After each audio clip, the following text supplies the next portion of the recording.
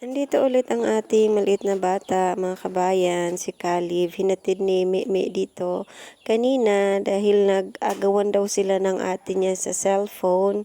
So, ayan, pinakain ko ng hapunan para matutulog na ito. Kasi kanina pa ito naantok. Katapos nito ipatutulogin natin to mga kabayan. Ito mo siya. Ano siya dili guys. Nitingin na siya sa lamisa pag nagugutom na pala to. Sa gatas naman. Init. Di naman nga. Di lang mainit. Wala nang buyukan. Ano na. Nag-away dahil yung ate. Kung nilagay sa cellphone. Ano kasi sila sa cellphone. Ano na nasa te, layo na lang ang gamay te. Kaya gibundutan magbuhok ni Kamel, sa ang hilaka man, namilon takos nilanhan. Wala namang solid, tanong sa naman din sila.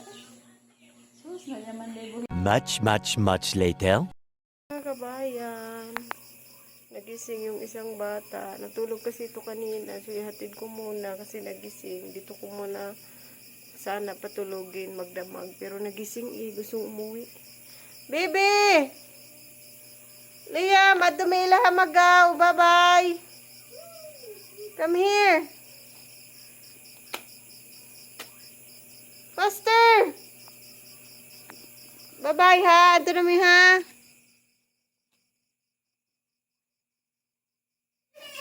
Yung slipper, dali. Bata guys. Come here. Ayun, dali frog. Come here. Sis, man ako pag-frog. Dali na, faster na. Kay gabiin na, dali na. Labian ka namang magaw eh. Kadugay kahion rabas mama. Nakup na, nang huli pa ng frog. Faster. Careful.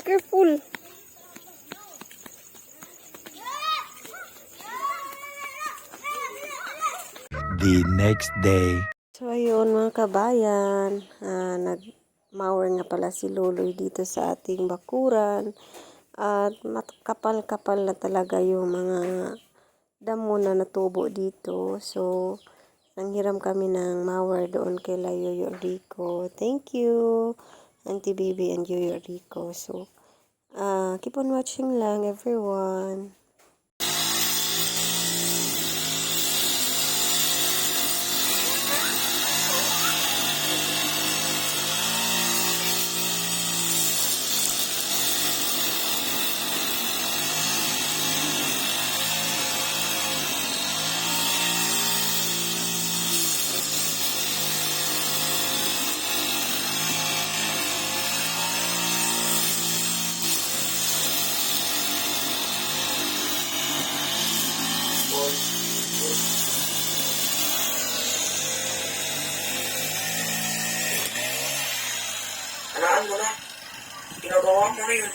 At sumaglit nga ako ulit sa bahay nila Mimi at sinig ko si Caleb. Yung pinapakain siya ni Auntie Bibi ng tanghalian. Tot. Nag-eat na magaw oh. Hindi yun ang dahil, na-skip ads ng butang.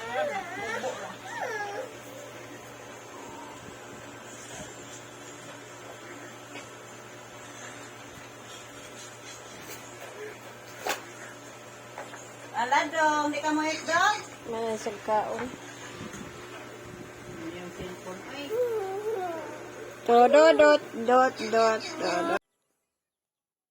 So, ayan na guys. Tapos na nating mower dito sa labas ng bahay.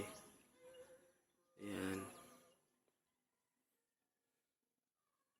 Mga ilang days lang tutubo na rin yan.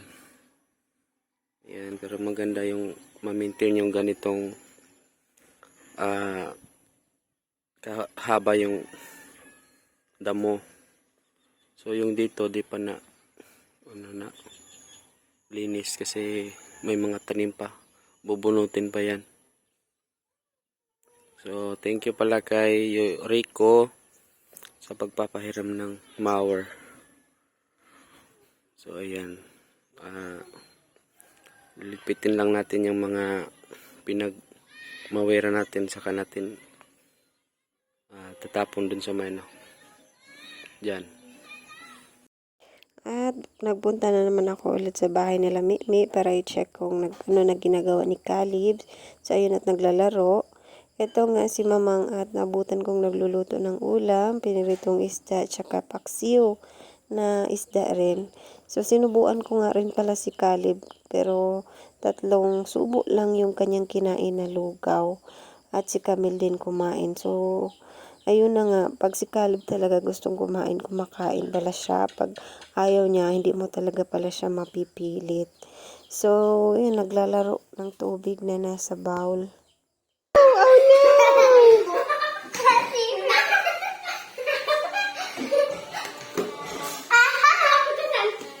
Yes, princess.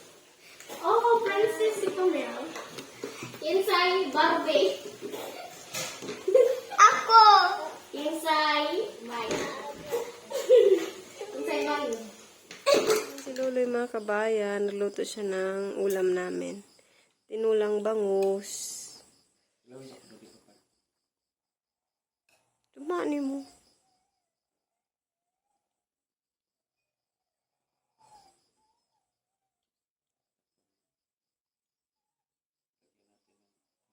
Guys.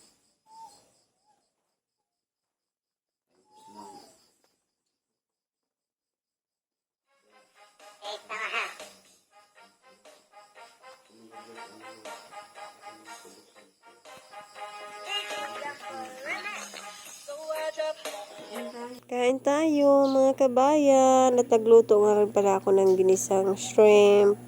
Ito na yung sabaw na tinola. Let's eat. Si Liam, kumain na pala kanina doon kay Meme. Si Liam naman ay tulog pa na sa loob ng kwarto.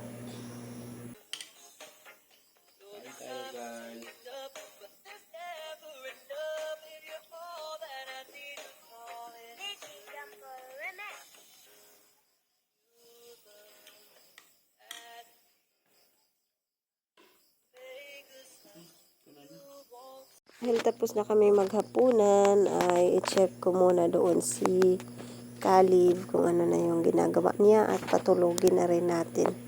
Kainin at patulogin na natin yung isang bata.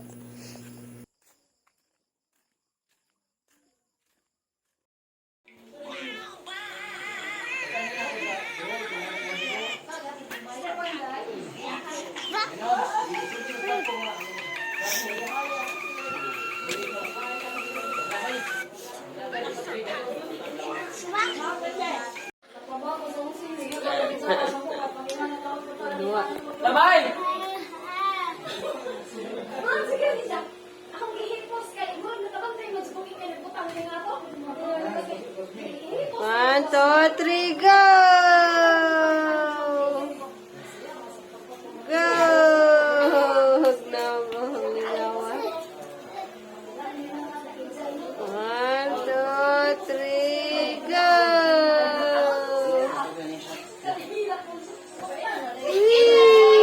Lingawa. Aran, lingawa. 3, go! Number 1, dito na kami ulit sa bahay at nakatulog na si Kali. Mama! Bibi! Bibi! Na si Mama. Oh, dito na daw si Mama. Baby! Thank you for watching. God bless us all. Bye-bye. Amping mo. Ano si Mama? Ano si Mama? Sis, sis, sis, sis, sis, sis, sis, sis, sis, sis, sis,